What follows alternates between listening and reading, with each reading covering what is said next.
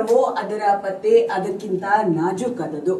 ಪೊಲೀಸರ ತಂಡಗಳು ಒಂದಾಗಿ ಕರ್ತವ್ಯ ನಿರ್ವಹಿಸುವುದರ ಫಲವಾಗಿ ಪೊಲೀಸ್ ಇಲಾಖೆಯ ಮೇಲೆ ಜನಸಾಮಾನ್ಯರು ನಂಬಿಕೆ ಇಡುವಂತಾಗಿದೆ ಎಂಬುದಕ್ಕೆ ಸುಳ್ಯ ತಾಲೂಕಿನ ಐವರ್ನಾಡು ಮಸೀದಿಯ ಎದುರೇ ನಡೆದ ಕಾಂಗ್ರೆಸ್ ಮುಖಂಡ ಇಸ್ಮಾಯಿಲ್ ನೇಲ್ಯಮಜಲು ಹತ್ಯೆ ಪ್ರಕರಣದ ಆರೋಪಿಗಳನ್ನ ಪತ್ತೆ ಹಚ್ಚಿದ ರೀತಿಯೇ ಸಾಕ್ಷಿ. ಈ ಪ್ರಕರಣದ ಪೊಲೀಸ್ ತನಿಖೆಯ ಇಂಚಿಂಚು ಮಾಹಿತಿಗಳನ್ನ ನಿಮ್ಮ ಮುಂದಿಡುತ್ತಿದ್ದೇವೆ.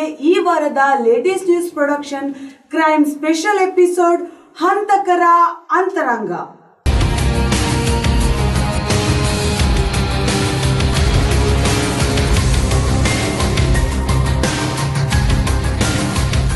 ಇಸ್ಮಾಯಿಲ್ ನೇಲ್ಯಮಜಲು ಅವರು ಸ್ಥಳೀಯವಾಗಿ ಪ್ರಭಾವಿಯಾಗಿದ್ದ ಕಾಂಗ್ರೆಸ್ ಮುಖಂಡ. ದಕ್ಷಿಣ ಕನ್ನಡ, ಉಡುಪಿ, ಉತ್ತರ ಕನ್ನಡ ಮತ್ತು ಶಿವಮೊಗ್ಗ ಜಿಲ್ಲೆಗಳನ್ನು ಒಳಗೊಂಡ ಕರಾವಳಿ ಕಾಂಗ್ರೆಸ್ನ ಅಲ್ಪಸಂಖ್ಯಾತ ಘಟಕದ ಅಧ್ಯಕ್ಷರಾಗಿದ್ದರು.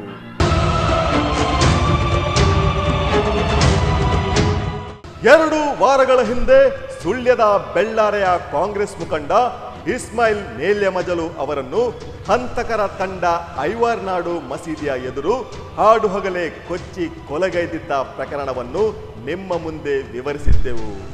ಆ ಎಪಿಸೋಡ್ನಲ್ಲಿ ಇಸ್ಮಾಯಿಲ್ ಅವರು ಸೇಡಿಗೆ ಬಲಿಯಾಗಿದ್ದಾರೆಂದು ಸ್ಪಷ್ಟವಾಗಿ ತಿಳಿಸಿದ್ದೆವು.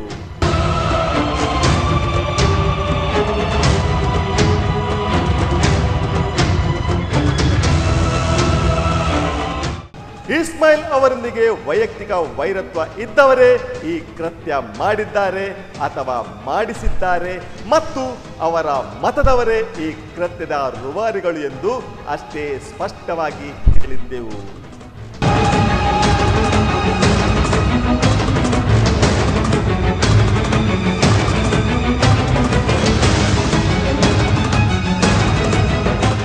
ಕಳೆದ 10 ದಿನಗಳ ಕಾಲ ಪುತ್ತೂರು ಎಎಸ್ಪಿ ರಿಷ್ಯಂತ್ ನೇತೃತ್ವದಲ್ಲಿ ಪೊಲೀಸರ ತಂಡಗಳು ನಡೆಸಿದ ತನಿಖೆಯಲ್ಲಿ ಲೇಟೆಸ್ಟ್ ನ್ಯೂಸ್ ಪ್ರೊಡಕ್ಷನ್ನ ಹಳೇ ಕಿಚ್ಚು ಎಪಿಸೋಡ್ನಲ್ಲಿ ವ್ಯಕ್ತಪಡಿಸಿದ ಸಂಶಯಗಳು ನಿಜವಾಗಿವೆ.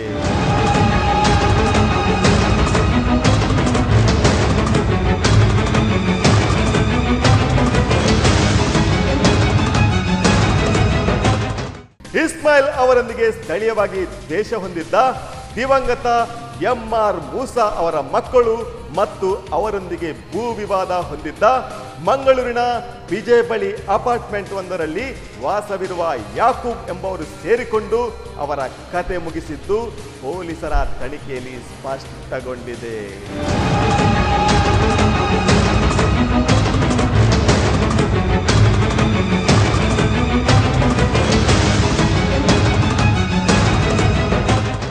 ರಿಜ್ ಕಾರಿನಲ್ಲಿ ಸುಳ್ಯದಿಂದ ಇಸ್ಮಾಯಿಲ್ ಅವರ ಇನೋವಾ ಕಾರನ್ನು ಹಿಂಬಾಲಿಸಿಕೊಂಡು ಬಂದ 3 ಪೈಕಿ 2 ಐವರ್ನಾಡು ಮಸೀದಿಯ ಪಕ್ಕದ ಕೋಳಿ ಮಾರಾಟ ಅಂಗಡಿಯ ಜಗಲಿಯಲ್ಲಿ ಕಾದು ಕುಳಿತು ತಲವಾರಿನಿಂದ ಕೊಚ್ಚಿ ಕೊಲೆಗೈದು ಪರಾರಿಯಾಗಿದ್ದು ಅವರನ್ನು ಪೊಲೀಸರ ತಂಡ ಹತ್ಯೆ ನಡೆದ 10 ದಿನಗಳ ಒಳಗೆ ಪತ್ತೆ ಹಚ್ಚಿ ಜೈಲಿಗೆ ಕಳಿಸುವಲ್ಲಿ ಯಶಸ್ವಿಯಾಗಿದೆ.